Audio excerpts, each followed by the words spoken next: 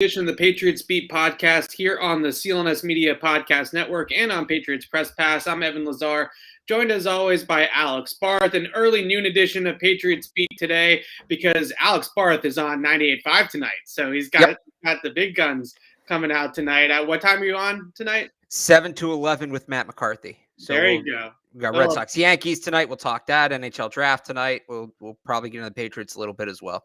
Some Bombers takeover for those that don't know. Bombers takeover on 98.5. Ithaca Bombers, that is, on 98.5 tonight. So we're going to do the show a little bit early today. I asked you guys to put in some questions on my Twitter feed. So we're going to get to a bunch of those here today. If you have other questions, please ask them in the chat right now. We'll also pull up questions from the chat live here on air as we go through the next hour or so. I wanted to start with our questions, though, with this football team and where we stand about 3 weeks from training camp, a little less than 3 weeks at this point to the day. Alex, we've talked so much about this team at this point, breaking down the roster inside and out at mini camp, after the draft, so on and so forth. But when you sit back and you take that 30,000-foot view, the bird's eye view of this team, when we get to training camp on July 27th, what is going to be the number one thing on your mind that you're going to be watching for to see how this particular roster battle or something along those lines shakes out? I think probably the secondary and the cornerbacks. I think that's the biggest thing. You're not going to compete in the modern day and age in the NFL unless you have at least average level cornerback play, right? It's not going to be what it was a couple years ago with Stephon Gilmore and JC Jackson both in their prime. It's just not going to be that. But yeah, can somebody emerge next to Jalen Mills is a legitimate, 65, 70% usage rate kind of guy, whether that's Jack Jones, whether that's Malcolm Butler, whether it's Shawn Williams coming out of nowhere, whether it's somebody else. That to me is the biggest question facing this team right now is the cornerback position. There's other big ones, the offensive line, the wide receivers, things like that. But I think the cornerback position is the biggest mystery heading into camp. It feels a lot like 2012 around here right now, or 2011, 2012, at that period of time, right before the Patriots traded for Aqib Talib at the trade deadline. And then when Talib left, they signed Darrelle Revis, and then they signed Stephon Gilmore a few years after that. And we're passing the torch after maybe learning a little bit from their mistakes, or not necessarily mistakes, but just learning from their shortcomings from that 2010 to 2012 range when they didn't have a true lockdown number one corner. This secondary feels a lot like that, and it's hard to say any other thing is more pressing for this team right now than how that shakes out, especially when you look across the division and the other teams in the AFC that are on their schedule. They play Stephon Diggs and Gabe Davis in Buffalo. They play Tyreek Hill and Jalen Waddle down in Miami. They have the Jets, who, for all their shortcomings, have built a decent receiving corps with Corey Davis and now Garrett Wilson from Ohio State and Elijah Moore in the slot. You have Devontae Adams on your schedule. You have Jamar Chase and the Bengals on your schedule. This is a difficult gauntlet of wide receivers to go through without really great high-end cornerback talent. So what's the answer there? Are they going to be full smoke and mirrors? Because when they didn't have that true alpha, that true number one guy, a lot of what they did was some of the zone stuff and some of the disguising and a little bit more of a bend don't break approach on the back end, which I know drove fans nuts, but I think they really felt like they didn't have a choice. Like, if they were going to try to get up in everybody's face and play man-to-man, they were going to get beat more often than not. So this was really the only answer that the team had.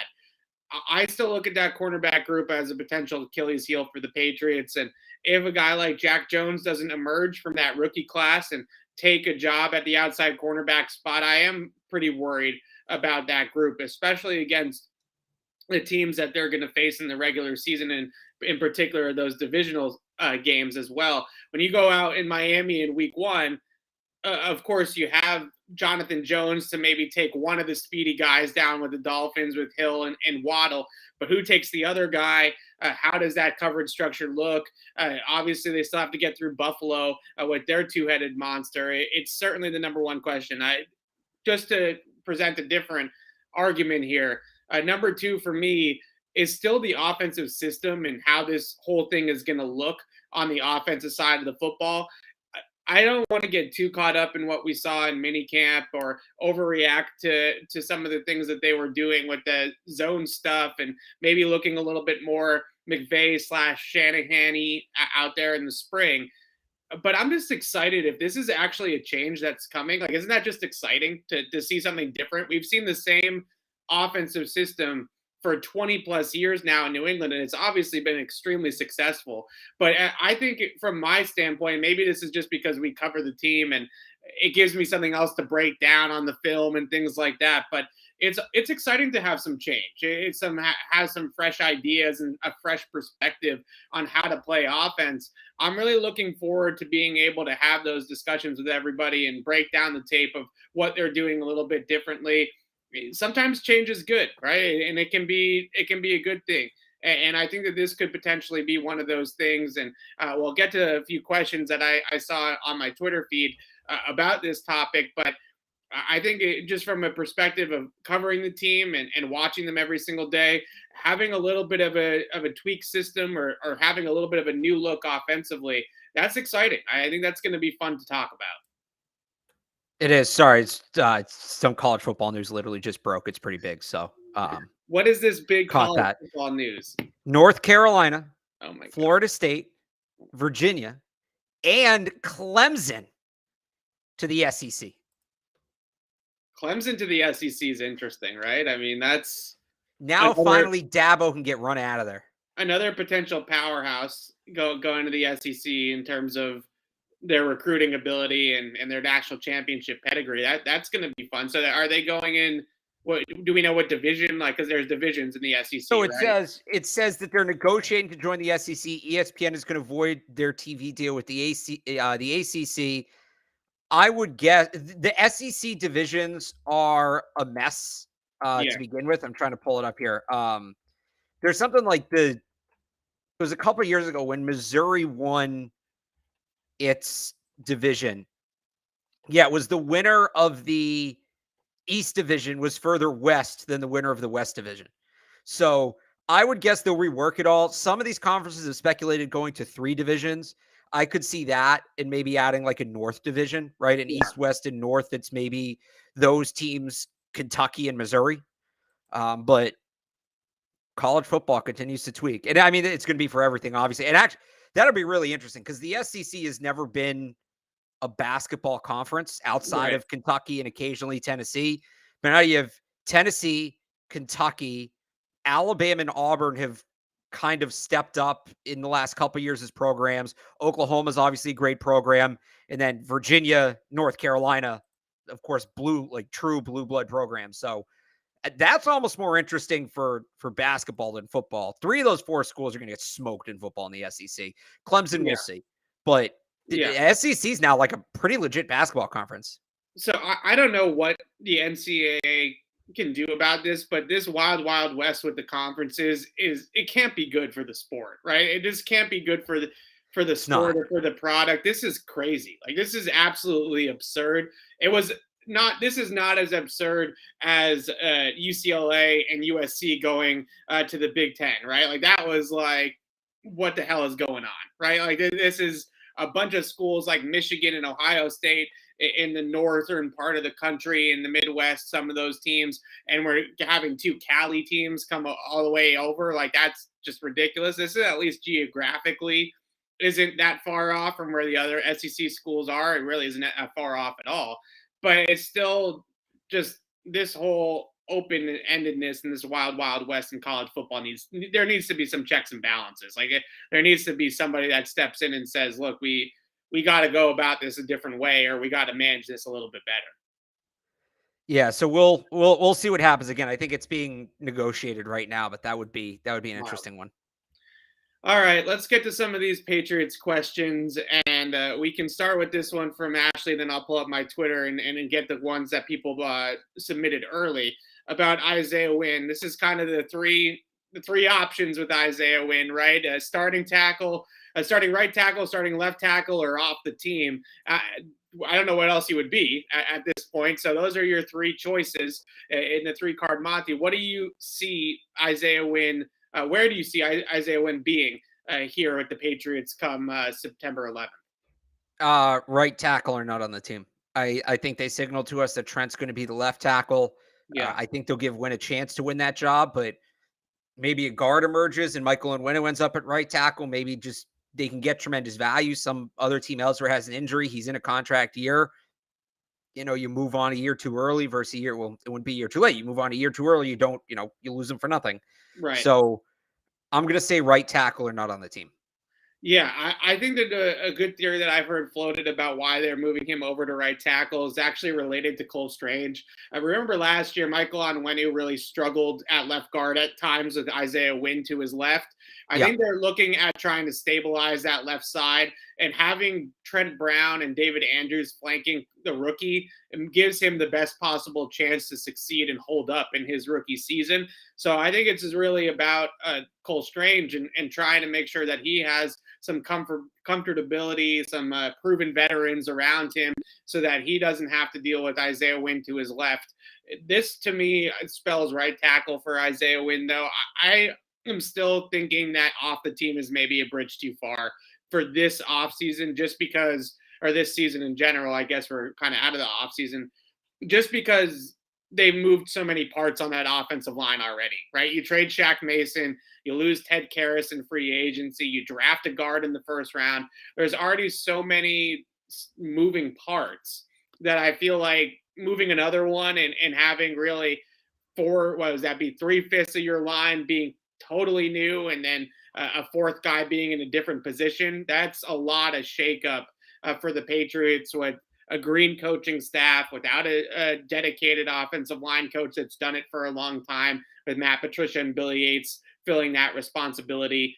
Doesn't it feel like it's a little bit too much of a change to just ship Isaiah Wynn out this offseason? I get the year too early, year too late, and you can maybe get something in compensation, but the way I see it is you're better off keeping him at right tackle, keeping him for the season, hope he plays well, quite frankly, and then goes out and gets a bag in free agency, and then you're looking at a 3rd or a 4th round comp pick coming back to you anyways. I mean, are you going to do better than that in a trade now for Isaiah Wynn? If he plays well, he's probably going to outpace his compensation with a comp pick if he does get the bag in free agency next offseason. Right. So, yeah, it's just a matter of balancing that. The other thing is, if you're going to play him in a position he's never played before, could hurt his value. And then maybe that, shifts the potential comp pick value. I mean, you're going through so many permutations of it, but yeah. All right, here, let's pull up my Twitter feed here and get some of these submitted questions that we got early last night. And I want to start with this one. I hope everybody can see that. It's the biggest I can make it. I want to start with this one. I think it's interesting about the Mac Jones throwing videos that we've seen in terms of, there we go. Next time, just screenshot them. Okay, that's a lot of work. All right, I don't. Not really.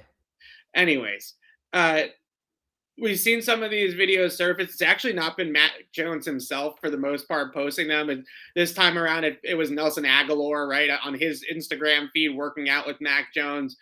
I don't know how much you've studied them very closely, Alex, but what do you make of all the videos that have come out? And do you see any difference in his throwing motion or velocity or anything like that?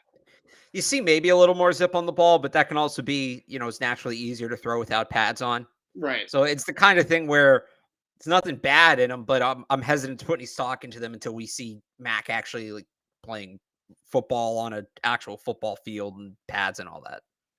Yeah, that's how I feel about it too. If you don't have good mechanics and good zip on the ball and all those things when you're throwing against air on a practice field with no pass rush and a controlled environment like that, then you're probably not a very good quarterback, right? I mean, any quarterback that's worth a damn, that's working out in the settings that Mac Jones is working out in, can throw a good ball in that setting and have clean mechanics and all those types of things. If I want to look way too much into it, I did see maybe a little bit of a shortened release and kind of a little bit of a quicker trigger on his windup and his release. I think that's the goal, to try to harness some more of that energy to get the football out quicker and get the ball on receivers faster. that's got Tom House written all over it. He's really big into that release time, not just how long it takes you to wind up to throw, but the actual release of the arm moving forward and how quickly you can get your momentum moving forward is a very big Tom House specific thing that he's worked on for years with Tom Brady and other guys that he's worked with. So I saw maybe a little bit more of a sped up release or a shorter compact release, and maybe that's a goal to kind of get some more velocity on the football. But I also too would not necessarily overreact to anything that we saw. All right. Yeah, again, it's just so far removed from what he's actually going to do that you can't have a big reaction to it. Yeah. Yeah. All right. So let's go to this one with Trey Flowers. A lot of questions about Trey Flowers, or I saw in the chat, and Ndamukong Suh's name came up, like just guys that they could potentially assign still. I think they only have 87 players on their roster the last time I checked, so they have some roster spots. What do you think is?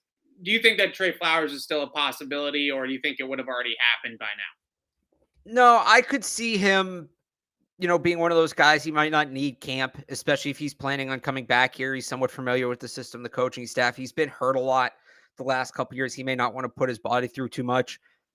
He's somebody, again, I think it sort of makes sense for his situation to sign more towards the end of camp or even right before the regular season. He kind of knows what he is. I think outside of the medical stuff, teams know who he is as a player.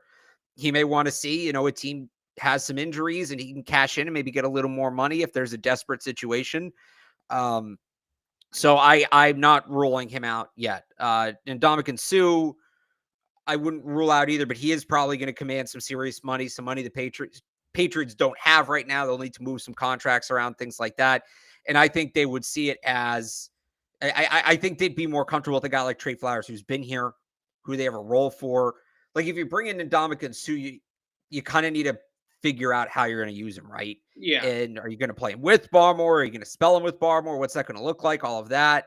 Trey Flowers is going to plug and play. He's going to come in. He's going to play select snaps out of the role Kyle Van Noy played last year. It's easy as that. So I think Flowers makes more sense. I don't think it's a stretch that he would maybe wait a little bit to sign. Yeah, he is wasn't 100% healthy at the end of last year, and I do think teams are going to want to see him first before they sign him. I do expect him to go on some visits, right, and go and work out for teams, potentially go through a medical check, things like that, before he signs anywhere. So until he's 100% healthy and confident in his body to go out there and start doing those workouts or those free agent visits, I don't think that he'll sign. I might have expected him to sign by now, just because at this point we're only a couple weeks away from training camp, and I kind of would have thought he would have been ready to go for some of those visits. But my guess is that he will go on at least one or two free agent visits and work out for teams before he officially signs a contract. The Patriots did that this offseason with a bunch of guys. Malcolm Butler came in for a workout before he signed. They even worked out Leonard Fournette before he signed, remember, for that 12 minutes that we thought maybe Leonard Fournette was in their plan. So I still think that Trey Flowers is on an NFL roster this year.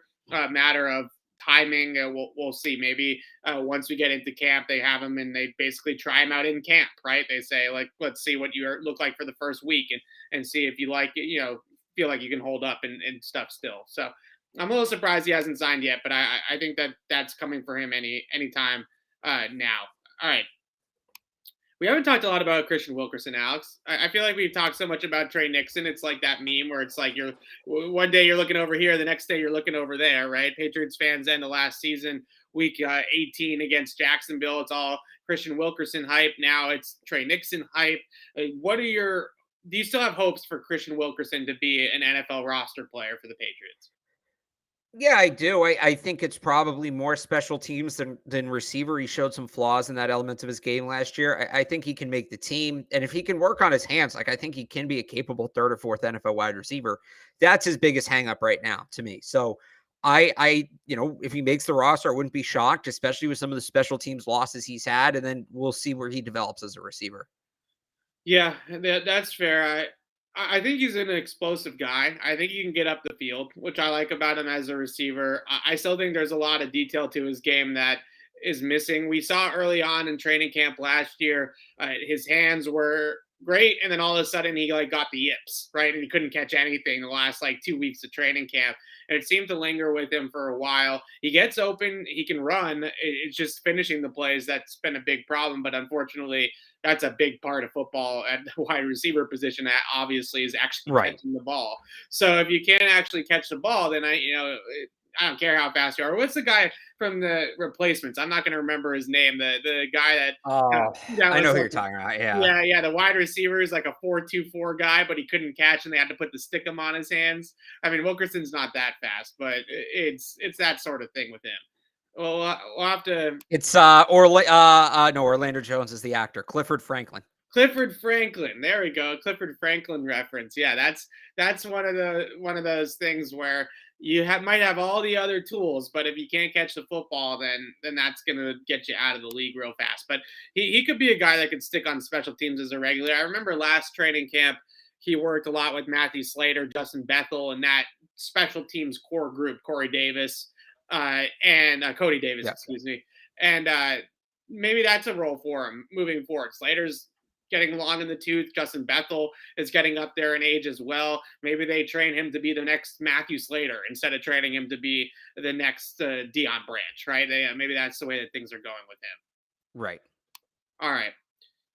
There was a good question in here that a lot of people were interested in. Let me see if I can find it quickly there it is, about the complexity of the system. And I think this is a lot of words, right? This is a lot of words to kind of surmise here, but I think the general premise of what the person is asking is, did the Patriots system become so complex because of Tom Brady's football IQ and experience and all those types of things that it can only really be run by Brady, right? And Brady was sort of the only guy that could kind of get everybody pointed in the right direction, and make it work.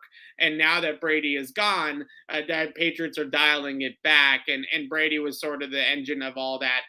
I've heard this a lot. I'm not sure where you fall on it, Alex. I think there's some truth to it that obviously when you have a quarterback like Tom Brady who has played for 20 years and has the football IQ that he has, you can do a lot more in terms of things at the line of scrimmage or just in general with the offense than you would with the first or a second year quarterback. But ultimately, I do think McDaniels' system was just McDaniels' system. And I don't know if it was necessarily 100% a Tom Brady thing. I think it was maybe a little bit closer to like 60-40.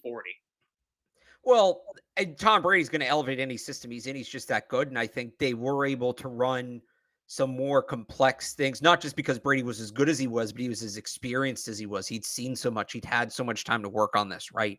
So Yeah. I don't think the system can look the same without Tom Brady. That being said, I don't think it was Brady fixing a broken system. I think at its core, there were elements of it that worked that were just Yeah. elevated by Brady being a part of it because Brady was just that good. Right. So I like their offensive system. I didn't like my biggest problem with McDaniels was his specific play calls in big moments. I didn't Yeah. like how he called certain plays, but the overall design, the overall concepts, I was a big fan of. But yes, it does. You do have to have really smart football players to make it work.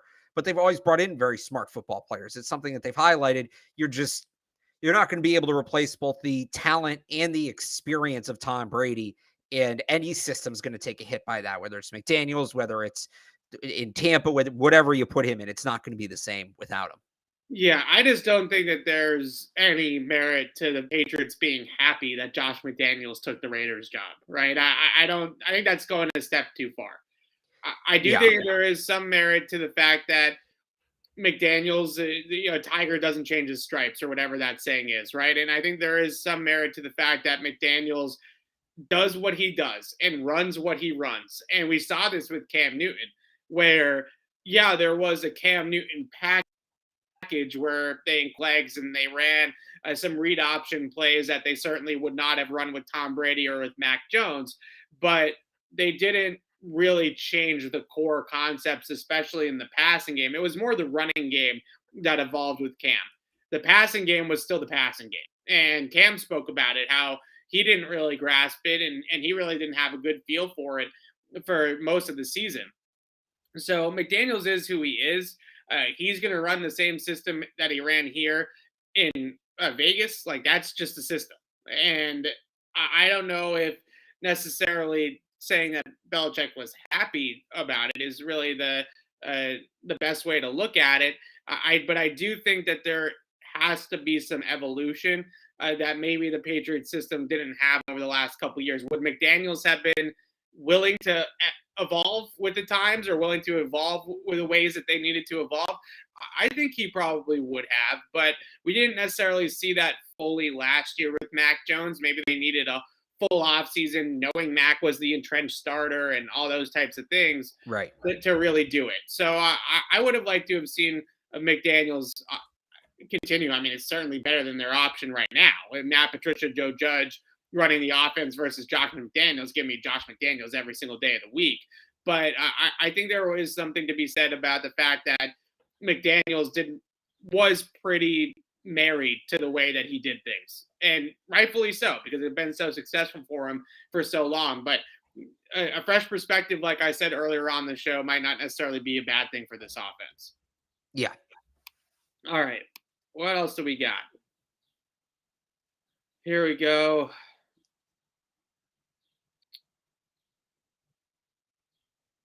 Okay, so I've heard this a lot about why are we not more concerned about the defense, and like people are kind of ignoring the defense and things like that. Are we doing that? Like I'm not. We started the show today saying that the cornerback group was easily the number one question mark heading into the season. I'm not quite as worried about linebacker just because of the way I think they're going to play it with the safeties being involved and things like that. But defensively, outside of a few guys, I'm not confident in a lot of people right now, or I don't know. I shouldn't say confident. I just don't know. I don't know what those guys are going to look like. We don't know what the rookies are going to look like. We don't know what Cam McGrone or Raekwon McMillan or Mac Wilson's going to look like in this defense. It is very legit. It's very, what's the word? It's very fair to be worried about the defense. I think we're all worried about the defense. That's my number one concern with the team. Yeah, I'd agree. Just to address this question, I wouldn't say linebacker is the worst group in a long time. There's just a lot of unknowns, right? Cornerback, I think there's more reasons for concern with corner because Malcolm Butler's 32. There were only 6 corners in the league last year that were over the age of 30 that played more than 10 games. I mean, there's concrete reason to be concerned about that one. He also just spent a year out of the league. Jack Jones is a rookie. You don't know. Juwan Williams hasn't done anything in 3 years. I mean, it feels like there's definitive reasons to be skeptical about those guys. Linebacker's a little different to me. I think it could go either way, right? Yeah. You do have guys with legitimate upside. McGrone, McMillan, Wilson, like these guys, you really only need one of those guys to pan out. And are they going to be the Peruski, Vrabel, McGinnis, Roman Pfeiffer, Ted Johnson linebacker group? No. But I think if a couple of those guys pan out and can give you replacement level play, you'll be fine at linebacker. Juwan Bentley's good on early downs if he stays in that role. Again, these guys look like they can maybe cover a little bit, play sideline to sideline. Yeah. They should be fine. If all 3 of those guys are spectacular busts, then yeah, it's going to be a rough group. I think chances are at least one of those guys hits. I think more than one of them hits because there's a lot to like there. The cornerback group is really what scares me because you don't have that. Outside of Jack Jones, there's not a ton of potential. Like you're hoping, you know what the historical evidence suggests is going to be an uphill climb for Malcolm Butler. Could he pan out? Yes, but the historical evidence points to struggles there. Juwan Williams, again, hasn't shown anything. What's going to be different in year 4 that wasn't different the first 3 years? You don't have those definitive answers on the linebackers. That's a difference to me. But yeah, I think we are concerned about the defense. The offense is more of a, we talk a lot about the offense, and that's the nature of the game because fantasy football has brainwashed people, and that sucks. The questions on offense to me are more just ordering, depth chart, right? We feel good about the receivers they have. Again, they're not world beaters. It's not Moss, Welker, Stallworth, Gaffney, but they've got decent wide receiver talent, at least 1 through 5, maybe 1 through 6 on the depth chart, right? What order is that going to be in? How much will guys play over other guys? That's a question, but we feel like they can compete. It's still worth discussing, but it's different. Whereas on defense, you're looking at, well, do they have enough guys to fill out the depth chart? at the cornerback position. Yeah. That's the big difference. You can discuss both and it sounds similar, but they're two different conversations.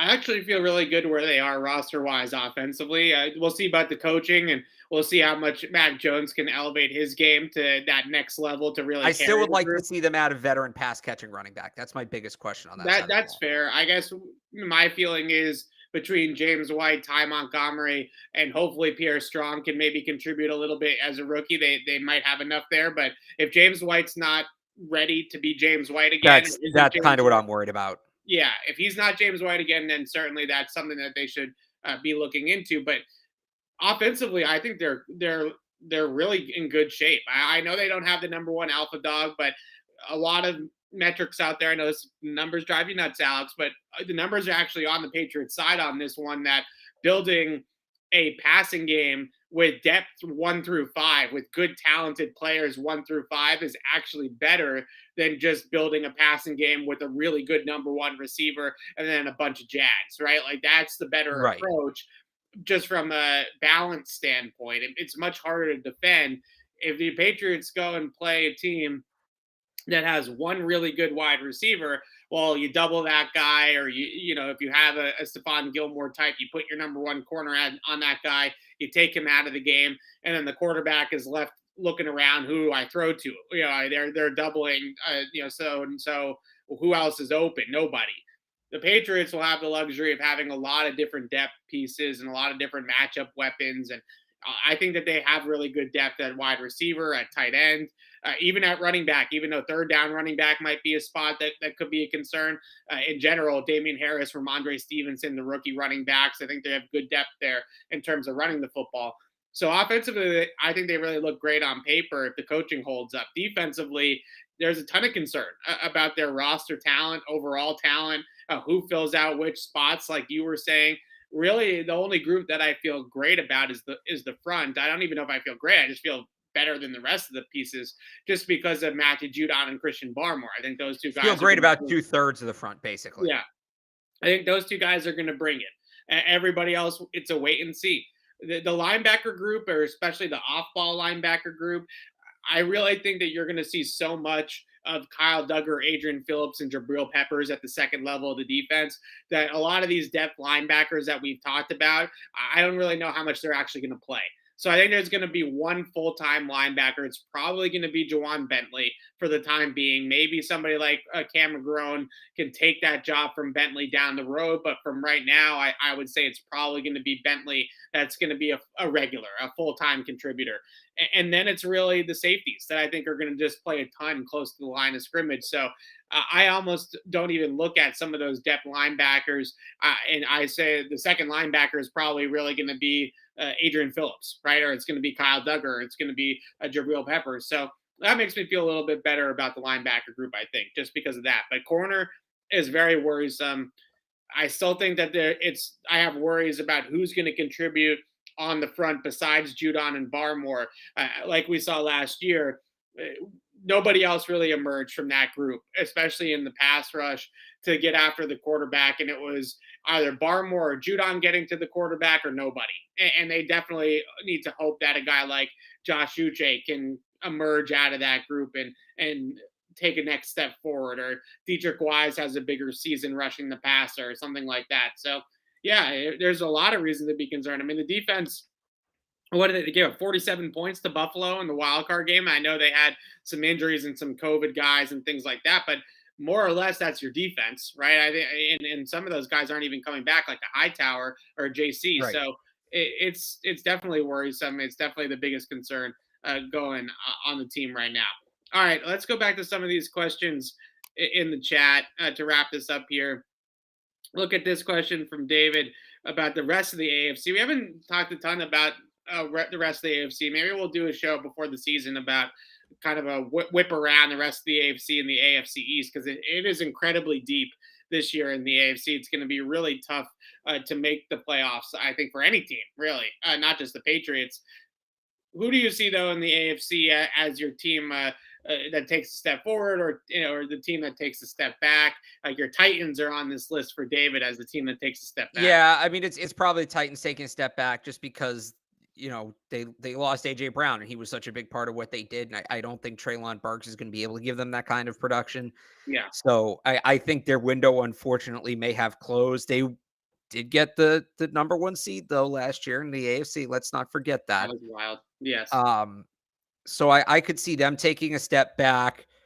I'm going to say Buffalo too. Again, I don't think what they've done is sustainable. Teams aren't going to play prevent for 45 minutes against you. Eventually, I hope teams stop doing that against the Bills and force Josh Allen to make throws. I don't know why the rest of the league is just content on letting Josh Allen be good, but that appears to be the agenda. Team that's going to take a step forward. Do the Ravens count? Like Lamar was hurt so much last year, and that's why they finished 8-9. Yeah. They should be, like, assuming Lamar stays healthy, they should be better than that. But I don't know if that counts as a step forward versus just being healthy. You get like the Broncos too would be another team. It's a fundamentally different team. You go from Drew Lock to Russell Wilson. They should take a step forward as well. And I'll say the Raiders. They had Devontae Adams. They had a good coach in Josh McDaniels. The Raiders are a team too that should be better. I don't know. I feel like those are all obvious ones. Yeah, I think the team that I have to take a step forward is the Raiders. I honestly really like what they've done. And for some reason, and this is just like a gut feeling, I kind of feel like Josh McDaniels as a head coach the second time around might get it right. Right. I feel like you learn a lot from the first experience. I mean, look at Bill Belichick in Cleveland, right? He comes to New England and we know who he is now. So I feel like the second stint, if you can go the example of Belichick, Pete Carroll with the Seattle Seahawks after struggling with the Patriots and going to college, and he comes back with the Seahawks and wins a Super Bowl there.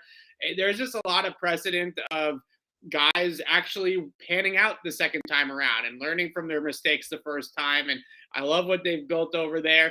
They've traded for Devontae Adams, which is obviously a home run for them, but also some of the other moves that they have made to make that McDaniels Ziegler team, like even little things like Jakob Johnson, right? And getting a fullback in there to run some of McDaniels' two-back personnel type of things that he likes to do. There's a lot to like about what the Raiders have done this offseason, and they've taken care of some of their guys too, like Max Crosby signed an extension, and Carr is now under contract, and Hunter Renfrow. So they're not only just adding from what outside the organization, but they're clearly identifying the guys that are culture builders in that building and making sure that they're holding on to those players too. So a really good offseason from Dave Ziegler. I think they're going to take a step forward this year. They were a playoff team last year, but lost to the Bengals in the wild card weekend round. And that game was not really that competitive. Like I never really thought the Bengals were on the ropes at any point in that game against the Raiders. Let's not forget, they did that with a ton of instability too. 10 wins in a playoff spot with a ton of instability with the coach, the GM, all that. You know what? Because it's June. Let's do this because it's June. We have the time. Buffalo Bills last year 11-6. They better, worse, or the same this year? 11-6. I think they're about the same. Same, I would agree. Patriots 10-7. Better, worse, same? I think they're worse, but maybe like it's 9-8 instead of 10. I don't think it's going to be like a drop off a cliff season. But we'll call within a game one way or the other same. So I would agree. Yeah, same. I just think their schedule's tough. I think they have a difficult. They do. This year. Yeah. Miami Dolphins 9-8. I'm going to say better. I say same. I'm not. Okay. I'm not fully buying the Miami hype because I'm not 100% sold on Mike McDaniel as a head coach. I think he's a great coordinator, but I'm not 100% sold on him leading a team yet. I don't know. Some of the things that I've heard from Miami about how like it's important to him to be friends with the players.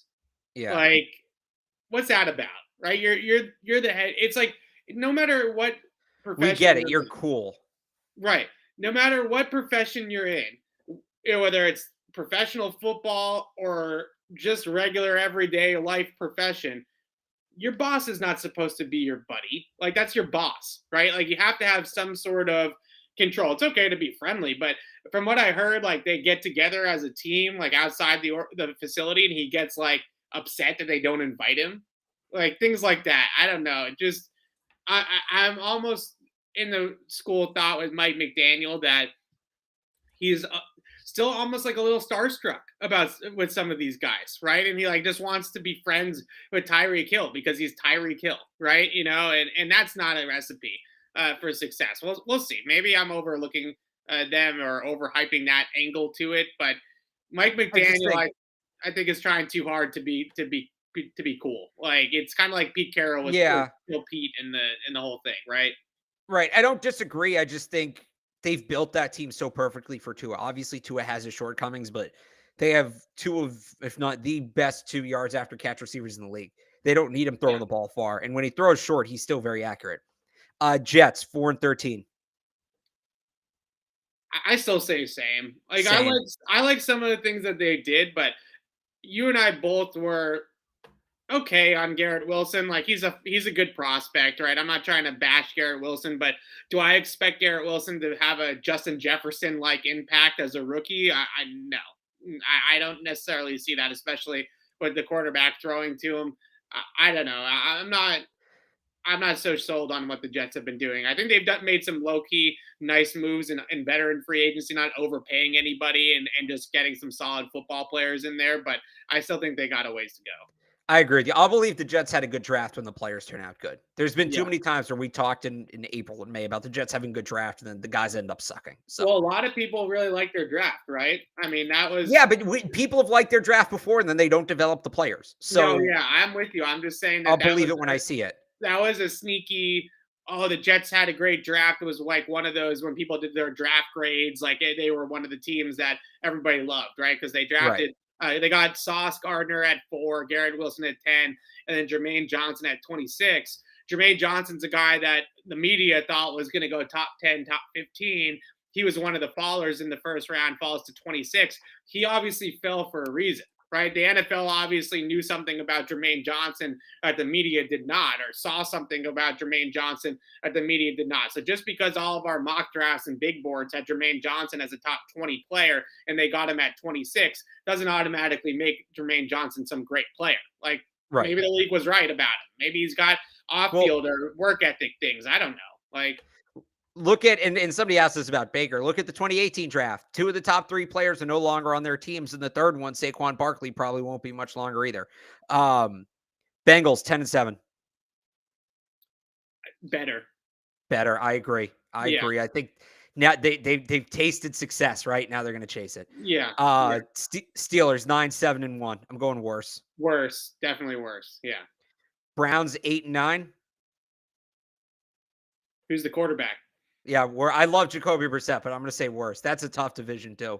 I'm going to say worse. I would assume the Browns got to be off the board in Vegas, right? You can't. How do you without knowing? Probably, yeah. Yeah. Go ahead. Well, I was on with Joe Murray yesterday. He was trying to get the odds on the Patriots Browns week 6. Baltimore Ravens 8-9 better, assuming Lamar stays healthy. Better. Yeah, I think Lamar. What was that season? Who won MVP? 2020, right? Was the MVP year? 19 was the year before COVID. Yeah. Yeah, 19. I think he has a 2019 like season this year. I think Lamar is gonna have a big year. You buying that picture of going around of him looking all jacked up? I loved Rashad Bateman coming out. He was injured all last year as a rookie. I think that he's going to be somebody that will emerge for them. I don't know. I just think Lamar is a damn stud. I think he eventually figures it out to get back to that level. I know you're a big Lamar guy. Titans 12-5 worse. Yeah, worse. Colts 9-8. I'll say a little better. I could see them getting into double digits. I don't know about much more than that, but they have a real quarterback now in Matt Ryan. So yeah, I definitely like the move to get Matt Ryan. I think that he was wasting away a little bit in Atlanta. He's a very, very good quarterback still. I remember watching the Falcons tape in the lead up to that game. And even I know the Falcons offense kind of got pummeled in that game by the Patriots defense, but they were missing a lot of pieces. That whole Calvin Ridley situation was going on at the time.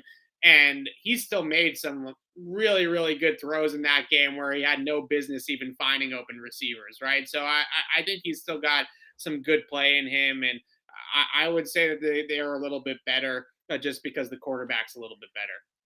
Houston 4-13. Dare I say worse? Can you be worse than 4-13? Well, we said one game on either side is the same. So I guess I'm saying they're going to win 2 games. I'll say same. Yeah, it's really, really hard to win only 1 or 2 games in the NFL. You This have is to a be really good quarterback class. I think we're going to see some teams really shut it down. Try to I go for could that see Nick 1-2 win Caserio season. doing that. Yeah. I could see him taking that angle, especially later on in the season if it's pretty clear that they're going to be a bottom feeder team, which it probably should be anyways going into the Right. season. But once they get into the year, if they're 1-10 or something like that, then sure, tank it. Yeah. Jags 3-14. They'll be better. I don't know if they get above 500, but they should be like a 6, 7, 8 win team. Yeah. Are we sure Doug Peterson's a good coach? Better than Urban Meyer. He's better than Urban Meyer because Urban Meyer is a nut job, right? But Right. are we sure that Doug Peterson's a good coach, or was that Eagles staff? That Eagles staff was loaded, like that, Right. especially on offense. Like Frank Reich, I might have been the architect of that whole thing in Philadelphia. I think Peterson's better. I think Trevor Lawrence with another year of experience is big. Travis Yeah. Etienne will be healthy. They Again, also made some they're not moves. making the playoffs or anything, but they should win at least 5 games. Yeah, they also made some moves. Like they overpaid Christian Kirk, obviously, but he's Right. still a good NFL wide receiver that's better than who Right. they were running out there last year. Exactly. Yeah. Chiefs 12-5. I'm between worse and same. I'm gonna say worse, but like I think like 10 wins. They're not going to lose. They're not going to. They're going to get to double-digit wins with Patrick Mahomes. When you have Patrick Right. Mahomes, and I'll also throw Andy Reid in there, who's probably a top 5, top 3 NFL coach at this point. They're going to get to 10+ wins automatically just because they have those two guys. But I do think they're going to take a step back offensively without Tyreek Hill. I don't think it's going to be as seamless as some other people think just because they have Mahomes and Kelsey still. I love Sky Moore. I mean, we were the biggest Sky Moore proponents here, especially me, speaking for myself. But I think that that's a difference, a huge difference when you don't have Tyreek. And let's see what Travis Kelsey does now that he is the center of attention on that offense. Yeah. It's one thing to be the Welker, right, with Randy Moss over the top. Now you're Randy Moss. Like, let's see what you can do. Raiders were 10-7 last year. I think we both said we expect them to be better than that. Yes. It's the thing where like the Chiefs are still on paper probably the best team in that division.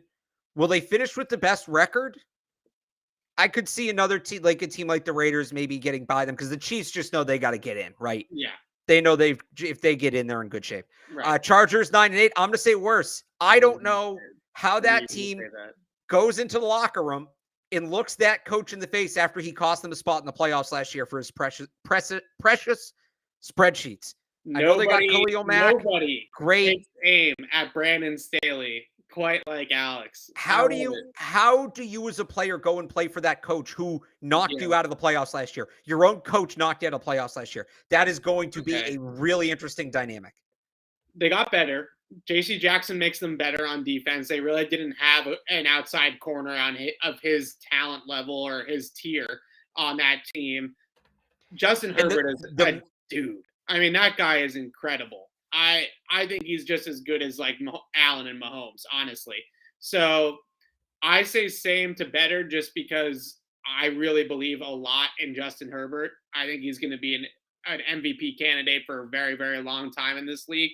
The one thing that they did, though, that really surprised me, and look, their offensive line has been in shambles for years. They had to work on the offensive line. But out of all of the things to do for the mathiest of math teams and the mathiest of math coaches to draft a guard in the first round shocked me because that is not the math, right? Like math people do not draft guards, a non-premium position in the first round. Zion Johnson's a really good football player. You know my feelings on guards in the first round, but I was, out of all the teams in the league, I thought the Chargers were the last team that would take a guard in the first round just because of the way that they think normally. And this is the first one we disagree on. I'm still going to say bad coach, bad situation in the room, tougher division.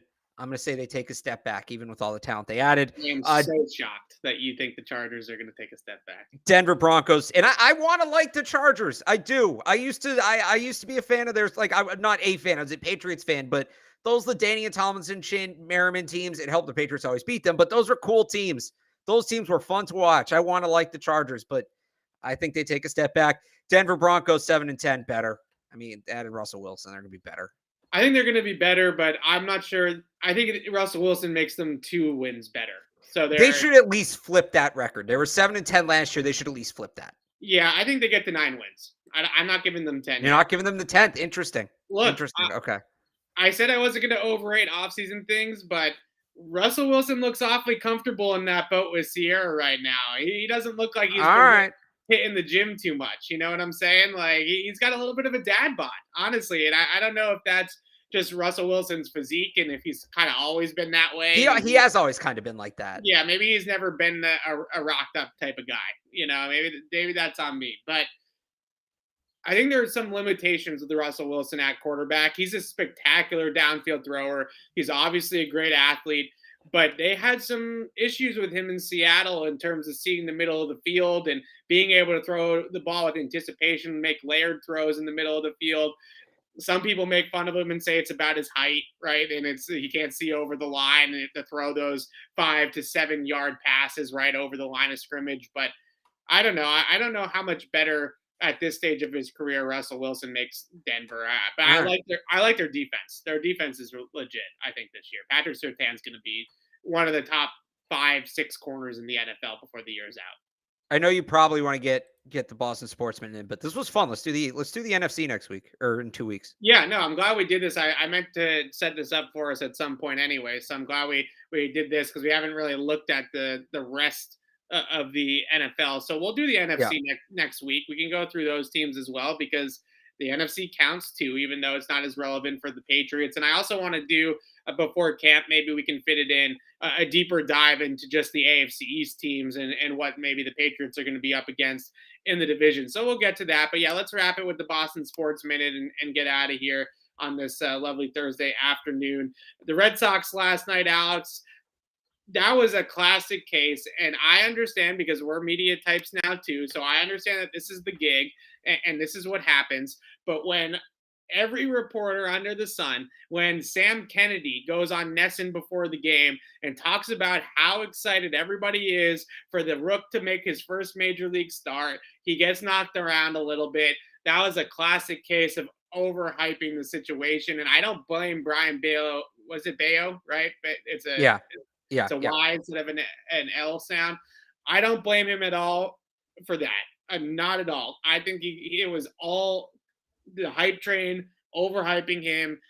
And I look at like where he ranks in general in the grand scheme of things. That he's like the 40th ranked prospect in Major League Baseball right now. The way people were talking about him was like he was Steven Strasburg when he was a rookie, right? Or one of these like bona fide number one of all baseball type prospects. So I don't think this is on Bayo. I think this is 100% on the coverage of Bayo going into this game. Well, I also think it's on the team. One, not a good defensive effort behind him last night. Get rid of the shift first and foremost, but there's also you had Franchi drop a ball at first base that should have gotten him out of an inning. He might not be ready, but they had to rush him up.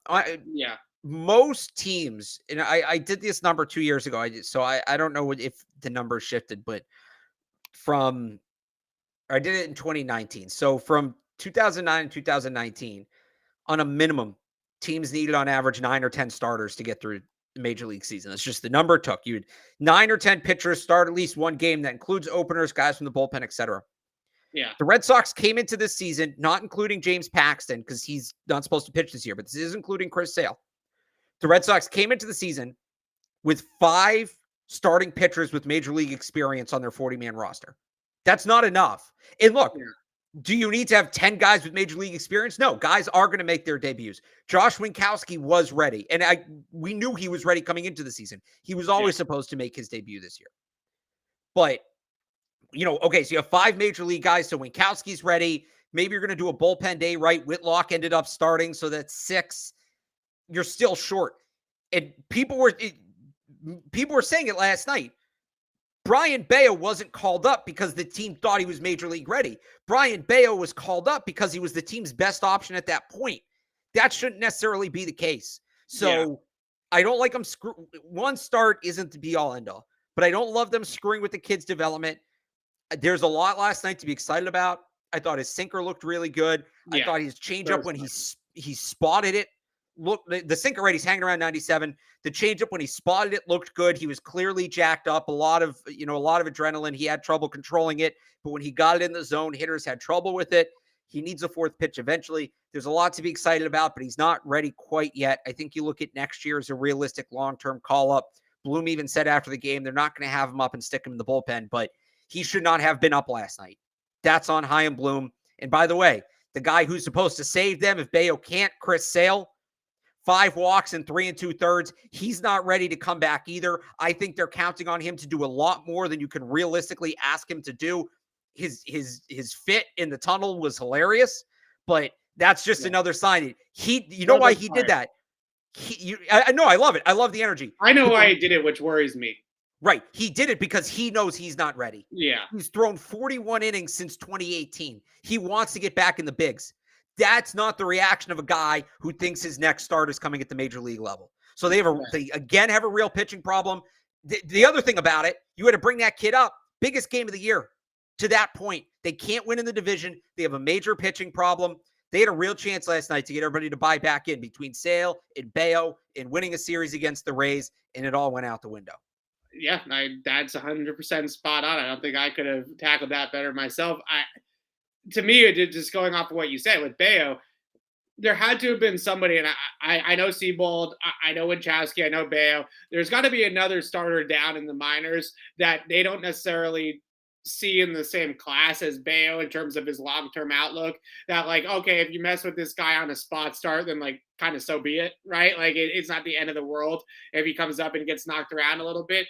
But like you said, to mess with the kid's development, all to just get him in for one start in the majors, I get maybe they felt like they wanted to see, like if he comes in and dominates, then maybe he's ready, right? But if the coaches down there, which is their job, is to know whether a guy is ready or not, all kind of felt like he still could use some more time down in Worcester. Why not just pull up somebody else just to make the start last night and go from there instead of messing with the kid's development? That to me seems like a in the moment sort of knee jerk sort of thing, which is not what the Red Sox should be all about, especially when it's a 162 game season. Like, let's chill about them needing to win a do or die game on July 6th, right? It seems, but it is a do or die game on July 6th because they put themselves in this hole. They are now 7 and 18 against the American League East. Bad. I know. That's it. Yeah. They're all must win games from here on out. They need to start. They can't just win these series. They need to start sweeping teams if they want to have a shot at this thing. Yeah. I love this fire from Chris Sale, but I'm with you. I know I've been really jacked up to see Chris Sale back with the Red Sox, and I still am. But when you have a tirade like that after a rehab assignment in Worcester, that tells you that he knows he's not right. Like whether it's physical, mental, he's rusty, whatever the case may be. When you go on a tirade like that, then he clearly knows that something is not quite right yet with his whole program, and he needs maybe another start in Worcester, maybe 2 more starts. Like, who knows? But he knows he's not ready to go. He knows he's not ready to hit major league batter or face major league batters yet, and that's worrisome. Like that stinks because he's what, 32, 30, 31, 32, 33, something like that. So with all these injuries, with all the walks down in Worcester, you do have concerns that maybe he's just never going to be the same guy again. And I hope I'm wrong. I want to be wrong, but that's sort of the look of it, that maybe he'll never fully get it back. And this is exactly why I was all on board with them trying to transition him into a bullpen role, because now you're just pitching one good inning, right? Like if he's the closer, they just need one good inning out of you. Like they need 15 pitches and that's it. And instead they're trying to stretch him back out, and it's pretty clear that he doesn't have the command that he needs right now to be a starter that eats up multiple innings. So I'm still in the camp that would like to see them try to make him a back end of the bullpen type of guy at this point, because that's a lot. I don't know. I'm not a baseball guy, but it feels a lot easier to me in a way to be able to just go out there and throw one good inning every other day than it is to have to go and make a start in the major leagues. Am I totally off base with that? No, you're not. I've been saying since the beginning he should be in the bullpen. Yeah. He absolutely should be in the bullpen. All right, a question here in the chat about the Celtics, and we can do this and then wrap it up. Not much Bruins takes tonight because the draft, they don't have a first round pick currently, right? No, and they have a second that they were supposedly they're trying to trade back up into the first. Yeah, They need to take a Rams approach. They can't draft. Trade the picks for players. yeah, that's fair. Anybody on the Celtics summer league roster that excites you, Alex? Yeah, 3 guys. JD Davison, obviously. Yeah, He's the perfect summer league player. I don't know if he turns into an NBA player, but he's such a good athlete. He's going to be due for at least one poster throughout this. AJ Reeves, I don't know that he makes the team. They have so many guards, but he went to Providence. He's from Roxbury. So that's just a really cool story getting to see him with the Celtics. The real guy, though, I think that those are the guys I'm looking forward to watch is in, I think they're going to play the most fun basketball. Yeah. The guy I'm watching in terms of can he actually make the Celtics? Travion Williams is a center from Purdue. Liked him coming into the draft. He was kind of supposed to go right in that range. He ended up going undrafted. They're bringing him in for summer league. 6'10". He's listed at 255. I'm going to take the over, and it's all muscle, right? They need he can play in the post, but he's a good passer. He's athletic. Who does that sound like? He's like I don't want to say he's like Robert Williams now, but he's like what Robert Williams was when he first came out. Yeah. They need another big to limit Robert Williams' minutes during the regular season. Maybe they sign a guy, right? They were linked to Thomas Bryant. I know some people brought up Serge Ibaka before he signed. Travion Williams could realistically be that guy. So I'm really interested to see what he's going to do. All right, there you go. So there's the Boston Sports. You don't have anybody? You don't know you don't know who's on the roster. Just say it. It's fine. No, I do know who's on the roster for the most part, but you covered most of the guys. I'm excited to see Davison. I think that those guys that are just raw athletes like that, the Celtics have had some luck with those types of players, with developing those types of players. I know he's not Jaylen Brown, right? Jaylen Brown was drafted in the lottery and much higher than a guy like JD Davison, but even Jaylen coming out was sort of just a raw tools player, right? And they did a nice job with developing him and bringing him along. So it's tough to make this team right now as a guard, though. That's the thing. I don't think that you're making the Celtics roster as a guard, and I would assume that JD Davison spends the season with the Red Claws. Is it still the Red Claws, or I forgot if they changed their name or not, but I assume that Celtics now. Yeah. Yeah, I assume that he's still in Maine this season, but I'm excited to see him play and see what his athleticism can bring to the table.